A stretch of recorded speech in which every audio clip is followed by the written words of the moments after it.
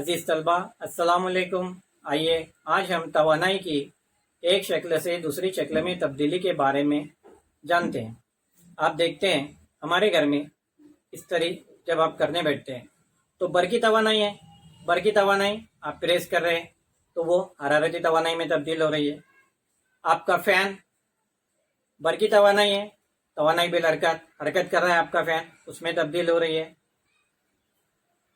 आप देखते हैं आपने बल्ब लगाया यानी आपने बटन चालू किए, बिजली का बल्ब रोशन हो गया।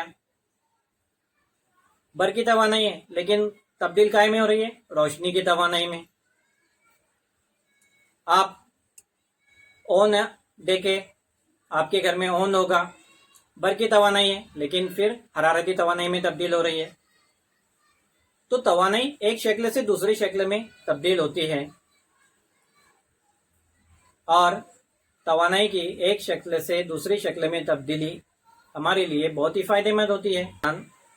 तवानाई की शक्लें बदलती रहती है। आइए एक तवानाई के जंजीर के बारे में हम देखते हैं। सूरज की रोशनी नदी या समंदर के पानी पर पड़ती है। समंदर के पानी से भाप बनकर बादल उड़ते हैं। बादल फिर कुछ दूर जाकर मौसम सर्द होने पर उससे बारिश होती है। वो बारिश फिर ज़मीन पर गिरती है और ज़मीन से होता हुआ पानी समंदर में आता है।